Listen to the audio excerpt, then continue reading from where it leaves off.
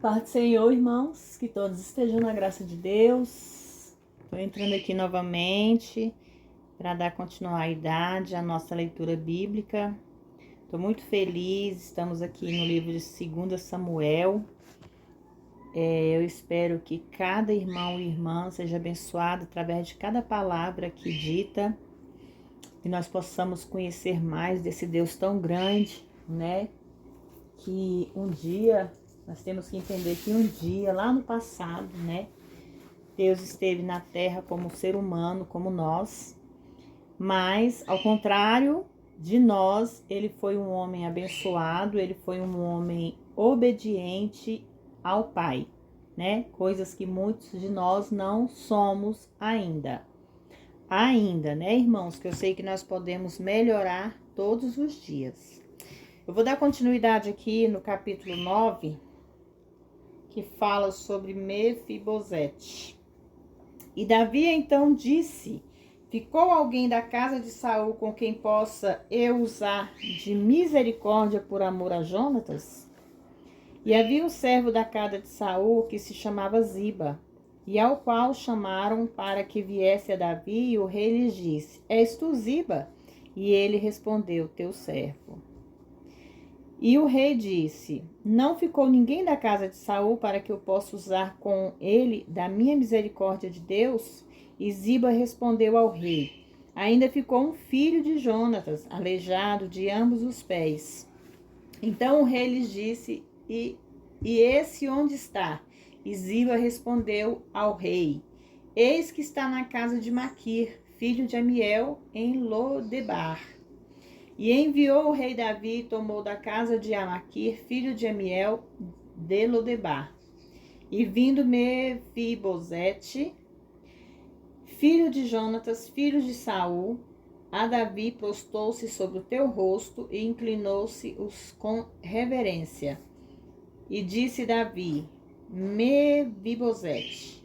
E ele respondeu: eis aqui seu servo. E lhe disse Davi: não temas. Eu, na verdade, usarei de misericórdia contigo, e te restituirei todas as terras de Saul de teu pai. E ele inclinou-se e disse: quem é teu servo para que olhes para um cão morto, tal como eu? Então o rei chamou Ziba, servo de Saul, e lhes disse: tudo o que foi de Saul e de toda a sua casa eu tenho dado aos filhos do seu senhor. Tu, pois, trabalharás nas terras com os seus filhos e os teus servos. Ziba faria isto por Mefibosete. E colherás os frutos para que o filho do seu senhor tenha com o que se manter. E Mefibosete, o filho de teu senhor, comerá sempre pão à minha mesa. E tinha Ziba 15 filhos e 20 servos. E respondeu Ziba ao rei: conforme a tudo que ordenou o rei, meu senhor, ao teu servo, assim fará o teu servo. E quando Mefibosete disse ao rei: comerá a minha mesa como um dos filhos do rei, Mefibosete tinha um filho pequeno que se chamava Mica, e toda a família de casa de Ziba eram servos de Mefibosete. E morava Mefibosete em Jerusalém, porque comia sempre à mesa do rei, e era coxo de ambos os pés.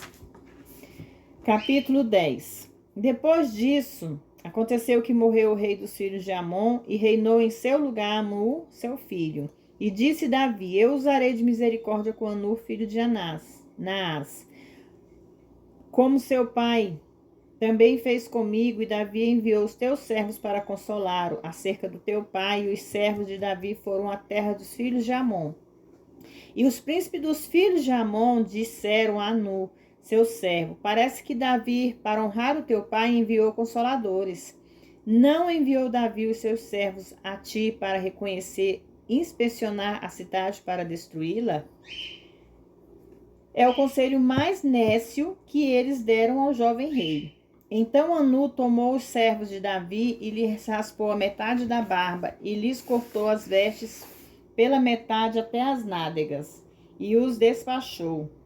E quando fizeram saber isso Davi, ele enviou mensageiros para os encontrar, porque eles estavam extremamente envergonhados, e o rei lhe mandou dizer: ficai em Jericó, até que lhes volte a crescer a barba, e então retornareis.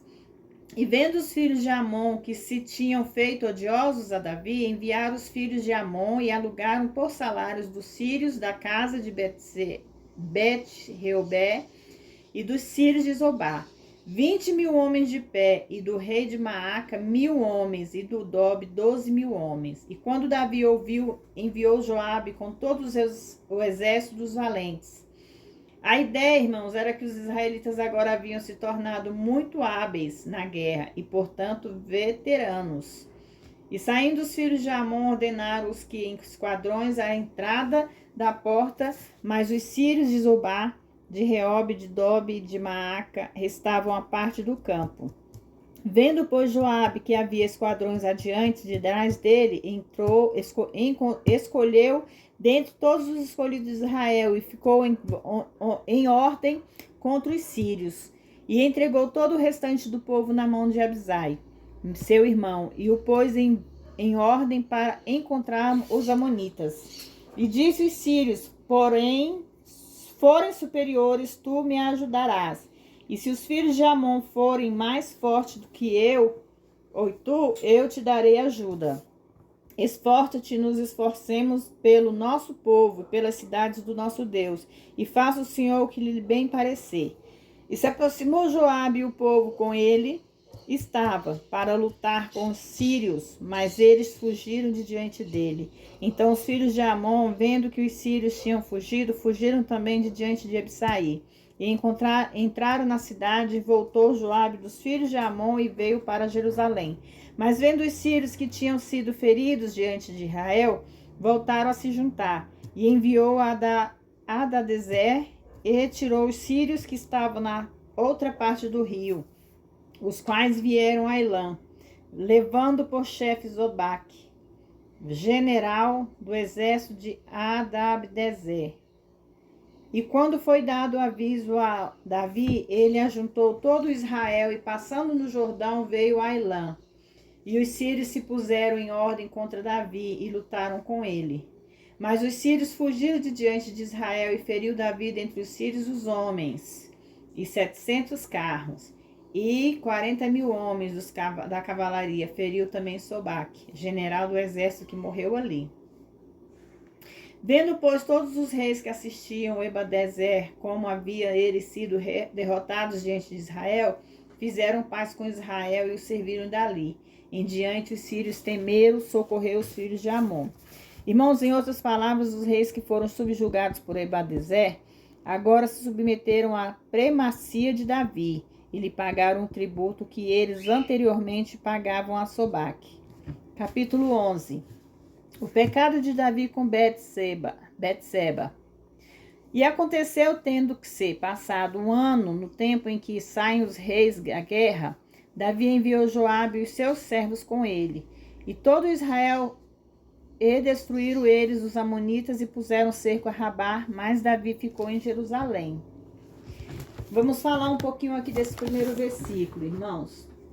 Exibe um dos relatos mais tristes com respeito ao fracasso que vemos retratado em toda a palavra de Deus, irmãos.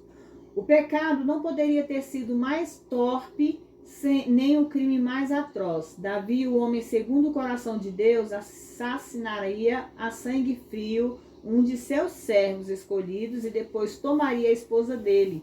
Entretanto, depois deste ato horrível, veremos os grandes atributos de Deus, que são uma representação singular da sua graça.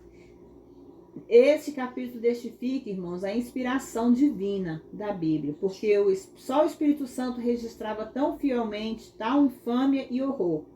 Dá-nos uma verdadeira percepção da natureza do homem, como um ser pecaminoso e caído, e ensina ao leitor a lição humilhante sobre como é a natureza que ele possui. Além disso, se as restrições impostas por Deus forem rejeitadas e a tentação for suficientemente atrativa e oferecida habilmente, não haverá nenhuma profundeza do mal, vergonha e falsidade no qual o homem não caia, irmãos.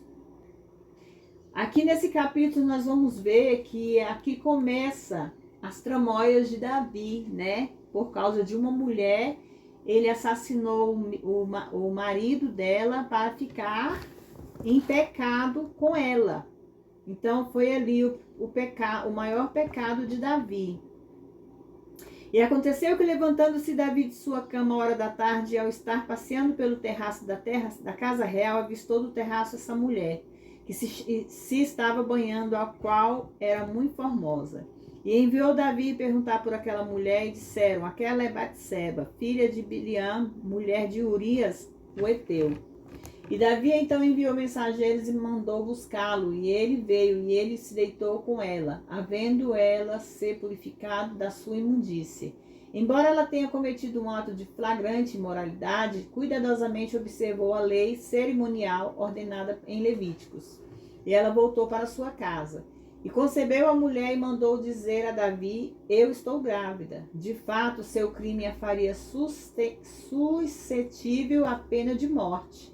Se Davi imediatamente tivesse se arrependido do seu pecado, um pecado obviamente contra Deus, contra Urias, contra Batseba e contra o povo de Israel, e logo lançasse com angústia de coração perante Deus, o Senhor teria provido um meio de escape e perdão.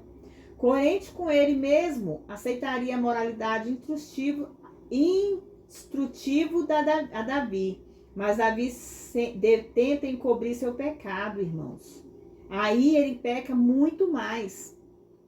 Devemos ter consciência de que não há perdão de pecado exceto pelo precioso sangue de Jesus Cristo. Além disso, não podemos obtê-lo menos que verdadeiramente nos arrependemos humildemente perante Deus, irmãos. O plano de Davi para encobrir o seu pecado. Então mandou dizer a Joabe: envia-me Urias e heteu, e o Joabe enviou a Davi. E quando Urias veio a ele, perguntou Davi se Joabe estava bem, se o povo estava bem e como transcorria a guerra. Depois Davi disse a Urias: desce a tua casa e lava teus pés. E saindo Urias da casa real, logo foi mandado a eles manjares da mesa do rei. Mas Urias dormiu na porta da casa do rei, com todos os seus servos ao seu senhor, e não desceu à sua casa. Sem dúvida, tinha a mão do Senhor no que Urias fez. Davi ficou sabendo disto, pois lhe disseram: Urias não desceu para sua casa. E disse Davi a Urias: não viestes tu de uma jornada? Por que, pois, não descestes da sua casa? E Urias respondeu a Davi: a arca e Israel a Judá estão debaixo de tendas, e meu senhor Joabe e os seus servos do Senhor estão acampados no campo. Haveria eu de entrar à minha casa para comer e beber, e para me deitar com a minha mulher, por tua vida e pela vida da tua alma? Eu não farei tal coisa. Davi estava certo de que Urias iria à casa e estaria com a sua esposa, e com isso a gravidez estaria encoberta. Todos acreditaram que o filho era de Urias, mas se comportou conforme os planos de Davi. Não se comportou. Aqui nós vemos, irmãos, que o pecado de Davi era que ele colocasse Urias para dormir com a sua esposa. Porque se Urias se deitasse com a sua esposa, ele podia encobrir o pecado da gravidez. Ele iria dizer que a mulher estaria grávida de seu marido. Mas sabendo na mente de Davi que o filho que ela esperava era o filho dele, né? O filho do pecado. E Davi então disse a Urias: fica-te aqui ainda hoje, amanhã se despedirei. E ficou Urias em Jerusalém aquele dia o seguinte. E Davi o convidou, o fez comer e beber diante dele até embriagá-lo. Davi adiciona pecado ao pecado. Mas mesmo embriagado, Urias manteve a sua determinação. E ele saiu à tarde para dormir em sua cama com os servos de seu senhor, mas não desceu à sua casa. Portanto, tudo o que Davi fez para encobrir o seu pecado fracassou, tal como devia fracassar. Não adianta, irmãos. A gente tem que entender que para Deus não existe pecado pequeno nem pecado grande. Existe o pecado. E Davi estava tentando encobrir o pecado dele com outro pecado, e ainda assim Deus estava provendo ali naquele momento. Era o mover de Deus na vida de Urias. Porque Deus estava vendo que Davi só estava cometendo pecados. em cima de pecados através da vida daquele homem. Um homem que estava sendo fiel à palavra de Deus, ele estava sendo fiel à casa de Deus. Ele não queria se divertir, como se diz, né? Se deitar com a sua esposa, sabendo que os outros profetas estavam ali na retaguarda de uma guerra. Então Davi articula a morte de Urias, irmãos. É mais um pecado monstruoso. O guerreiro não sabia, mas Davi tinha escrito a sentença de morte dele. Seria como um assassinato a sangue frio de um de seus súditos leais. E escreveu na carta dizendo, Davi, chegada amanhã, Davi a Joabe uma carta, a qual enviou por mão de Urias. E escreveu na carta dizendo, ponde Urias diante da força da batalha e desamparai-o para que seja ferido e morra.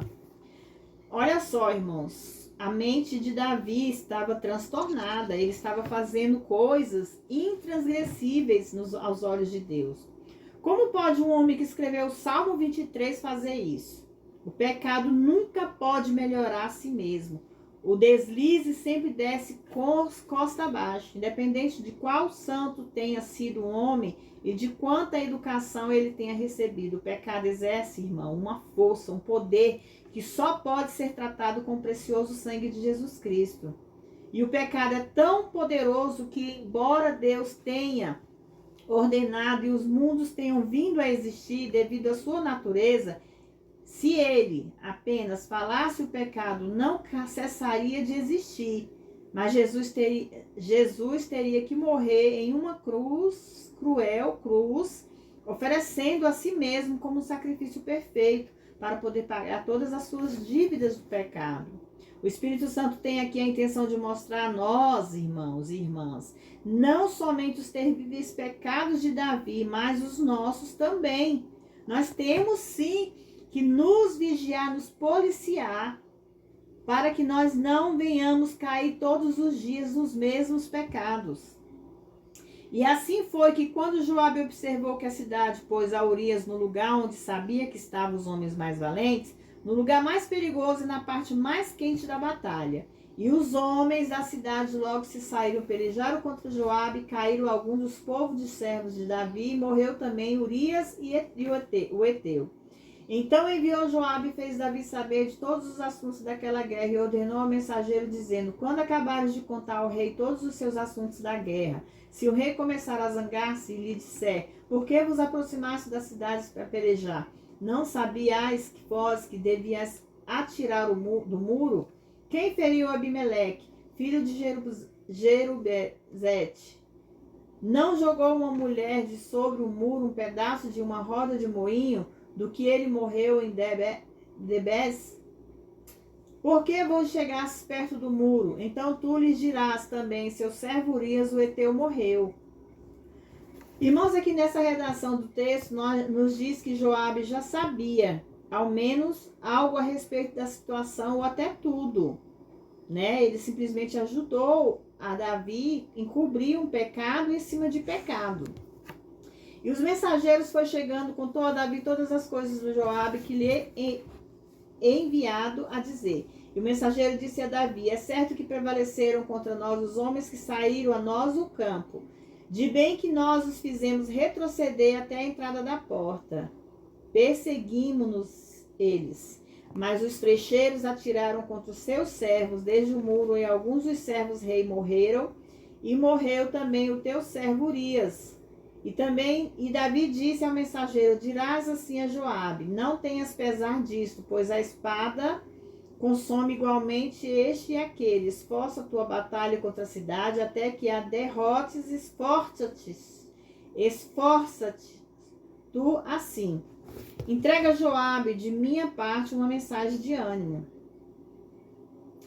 E aí aconteceu, né, o tão esperado casamento. Davi se casa com Betseba.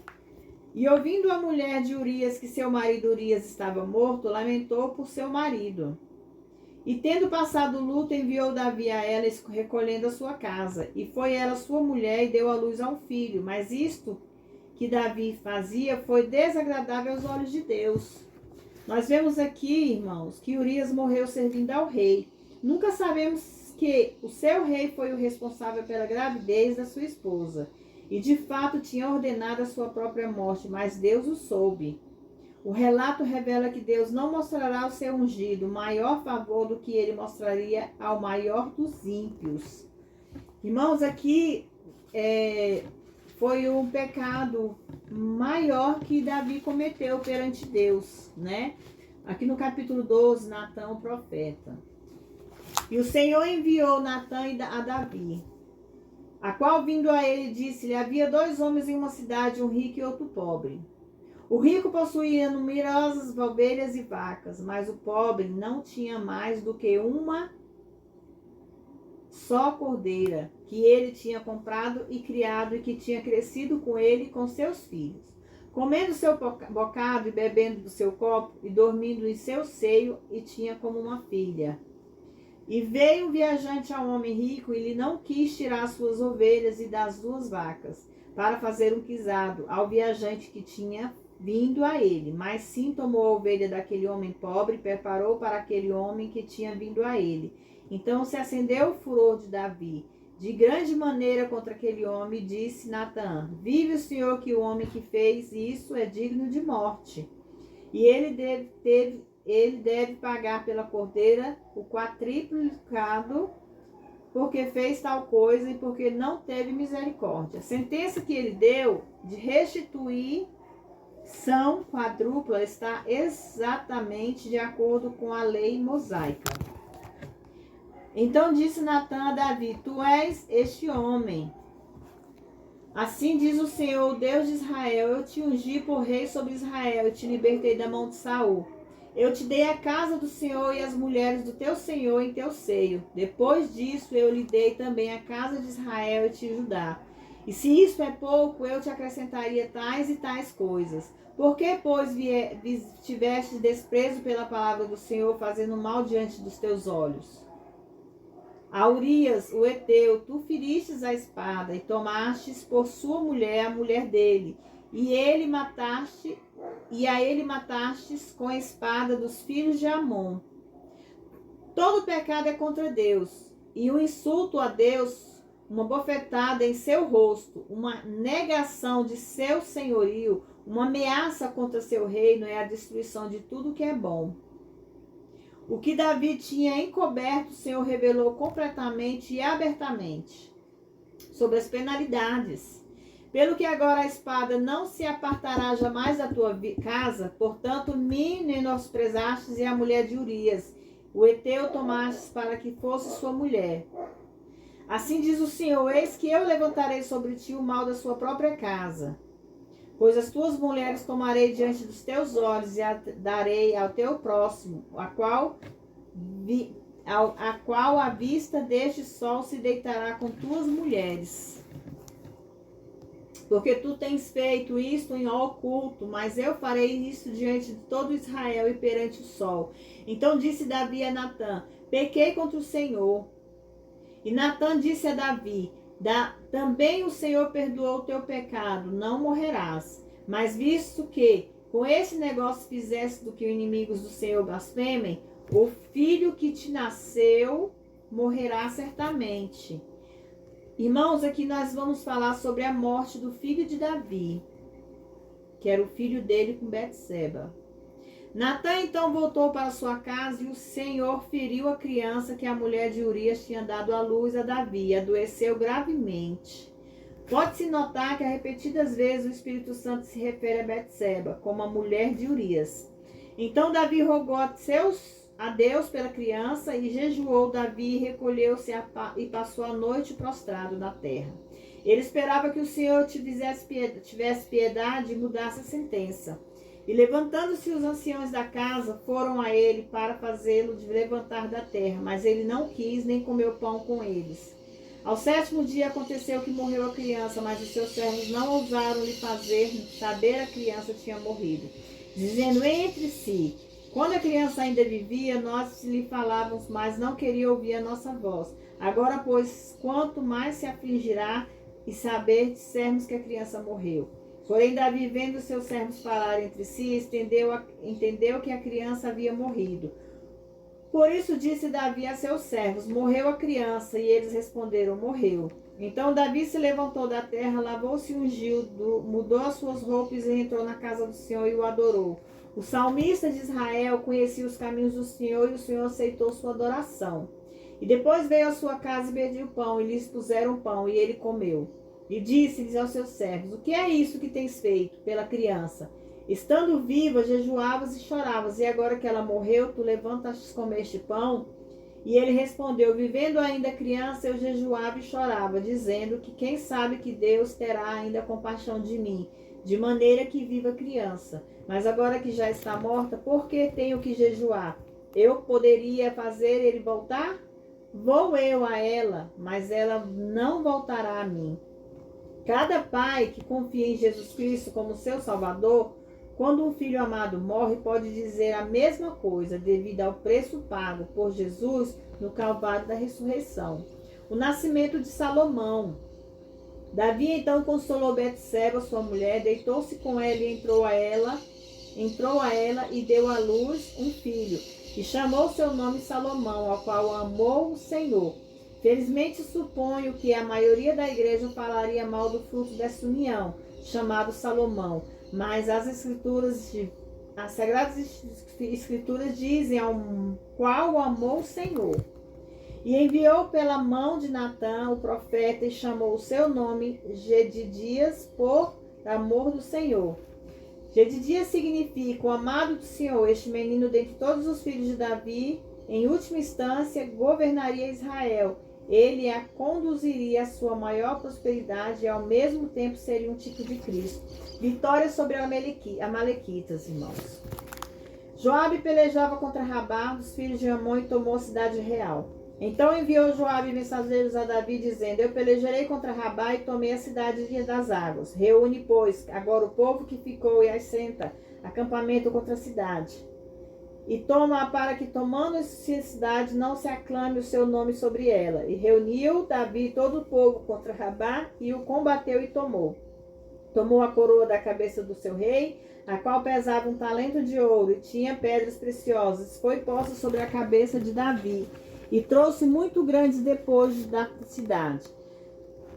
Quando Davi participou da guerra, irmãos, os seus olhos, sem dúvida, viram o lugar perto do muro onde Urias tinha morrido. E é muito provável que no seu coração Davi tenha dito sobre Urias algo parecido com o que ele havia dito sobre a criança que morreu. Vou eu a ela, mas ela não voltará a mim. E tirou além disso o povo que estava nela e o pôs às serras e às delhadeiras de ferro e aos machados de ferro e os fez passar por fornos de tijolo. E ao mesmo fez todas as cidades dos filhos de Amon, e Davi voltou com todo o povo para Jerusalém. Não se sabe exatamente o que os fornos de tijolos na realidade eram. Entretanto, alguns pensam que poderiam ser os locais onde os amonitas sacrificavam seus filhos e seus deuses Moloque. Possivelmente Davi tenha sido feito morrer assim, dessa maneira, alguns do povo. Irmãos, nós vemos aqui nesse versículo 12, né? Que o castigo de Davi foi a perda do seu filho, né? Deus achou justo que Davi perdesse aquele filho do pecado, que foi um filho constituído sobre o pecado, em cima da morte, que foi mais um pecado, que quando ele fez com que Urias morresse assassinado. Porque Urias era seu servo fiel, ele não deveria ter cometido esse pecado, mas os olhos de Davi foi a esposa de Urias e cobiçou a mulher do próximo. Ali já tinha um pecado. O segundo pecado foi ele querer que Urias se mantesse relações com sua esposa para dizer que aquele filho do pecado era de Urias. Foi outra falha. Terceiro pecado, Davi manda matar Urias. Quando Urias morre, Davi toma Betseba como sua mulher. Olha só, um pecado atrás do outro. Então, como se diz, você peca, você quer cobrir aquele pecado, você acaba fazendo outro pecado para cobrir o segundo pecado, você acaba cometendo outro pecado e assim sucessivamente vai só pecando. E isso vai desagradando aos olhos de Deus. Então Deus achou por certo que o filho do pecado, que seria o bebê que nasceu de Betseba e ele, morresse. Esse era o castigo que ele estava lançando sobre a vida de Davi. Devido à adoração de Davi depois da morte da criança e ele continuar adorando ao Deus dele, Deus fez com que ele concebesse um filho, que era o novo nascimento de um filho chamado Salomão. Esse filho foi adorado por Deus, o qual o Senhor amou. Então esse fruto já foi concebido com as provações de Deus. Então aqui nós podemos entender que nada que nós cometemos e sabemos que é pecado, Deus vai concordar conosco, irmãos. Não vai. Nós temos que aprender a pedir perdão dos nossos pecados para que Deus possa nos abençoar, como ele fez com Davi. Ele abençoou Davi com um filho amado. Um filho que Deus amou. Um filho que vai ser o novo rei de Israel e que vai fazer coisas incríveis, que Deus vai se agradar. E a gente vê aqui que o pecado, irmãos, não foi constituído apenas hoje no mundo que vivemos, não. O pecado vem desde o início, irmãos. Nós começamos a ver lá do início de Eva e Adão. Porque quando Eva e Adão foram postos naquela terra santa para cuidar da natureza, para cuidar daquela terra, para ser um do outro, sem pecado, máculo, o que aconteceu? Satanás usou as suas artimanhas através de uma serpente para fazer com que a Eva pecasse. Mas a Eva não quis deixar o pecado somente entre ela e aquela serpente. Ela quis levar também o seu marido, que seria Adão, né? O seu companheiro, porque eles não eram marido e mulher carnalmente, né? Nós sabemos que ali no início do mundo não existia isso. Mas existia uma união saudável que Deus tinha permitido. Mas quando ela levou o pecado a Adão e Adão não soube dizer não soube rejeitar, né? Ele aceitou, por amor a Eva, ele aceitou o pecado, eles acabaram cometendo o pecado mortal, um pecado que não teve como Deus perdoar. Então esse pecado é a marca que nós trazemos até hoje. São marcas que vêm como cicatriz. Mas nós temos que entender que ela tem que ficar em nossas vidas apenas como uma cicatriz. Nós não temos que cometer o pecado, nós não temos que dar continuidade ao pecado. E, infelizmente, no mundo que vivemos é isso que está acontecendo. É pecado em cima de pecado. Todos os dias está havendo pecado na face da terra, irmãos. Então vamos aprender a pedir perdão, vamos aprender a lançar o pecado fora, entregar nossas vidas a Deus e pedir perdão por todos os pecados que nós cometemos, irmãos, porque infelizmente nós cometemos algum tipo de pecado todos os dias. Então vamos pedir perdão a Deus e vamos tentar não errar mais, não fazer mais e cometer o mesmo erro, amém? Vamos me acompanhar o Salmo 91, irmãos, como de praxe, todas as minhas leituras eu gosto de deixar o Salmo 91 para vocês. Vocês possam me acompanhar mentalmente, me acompanhar na Bíblia, me acompanhar apenas ouvindo, amém? Aquele que habita no esconderijo do Altíssimo, a sombra do Onipotente descansará. Direi do Senhor, ele é meu Deus, meu refúgio, minha fortaleza, e nele confiarei. Porque ele te livrará do laço do passarinheiro e da peste destruidora. Cobrir-te-ás com as tuas asas debaixo das tuas... Cobrir-te-ás com suas penas e debaixo das suas asas estarás seguro. A tua verdade será o escudo e broquel. Não temerás o terror noturno, nem seta que voe de dia, nem pestilência que anda na escuridão, nem mortandade que assole ao meio-dia. Cairão 1000 ao teu lado, 10.000 à tua direita, mas tu não serás atingido. Somente com os teus olhos olharás e verás a recompensa dos ímpios. Porque tu, ó Senhor, és o meu refúgio, do Altíssimo fizeste a tua habitação. Não te sucederá nenhum mal, nem praga alguma tocará a tua tenda. Porque os teus anjos darão ordem a teu respeito para te guardarem em todos os teus caminhos. Nas suas mãos eles te levarão para que não tropece com o pé em pedra. Pisarás o leão e a cobra, calcarás os pés o filho do leão e a serpente. Porquanto a mim tem encarecidamente me amado, também o livrarei, poloei no alto retiro, porque conheceu o meu nome. Ele me invocará e eu lhe responderei. Com ele estarei na angústia, dele o livrarei e o glorificarei. Saciá-lo-ei com longa vida, lhe mostrarei a minha salvação. Amém, irmãos? Hoje eu vou deixar só os Salmos 91 para vocês, que vocês possam refletir através dessa leitura bíblica, através do Salmo 91, e acreditar que Deus ele é o nosso refúgio, que Deus ele é a nossa sombra, que nós estamos guardados sob o esconderijo do Altíssimo, que Deus nos livrará do laço do passarinheiro. Ele é o nosso refúgio, é a nossa fortaleza, e somente nele nós temos que confiar, porque ele nos guardará debaixo das suas penas e nos cobrirá com as suas asas, porque ele sempre será o nosso escudo, irmãos. Porque ele não deixará que nós temeremos ao terror noturno, nem a seta que voe de dia. Irmãos, a seta que voe de dia é aquela que Satanás lança todos os dias, que fala sobre as trevas espirituais. É aquela seta que voa e se refere ao esposo deliberado de Satanás para destruir a alma. É aquela seta que Satanás lança para destruir nossas almas. Aquela que que Satanás quer destruir.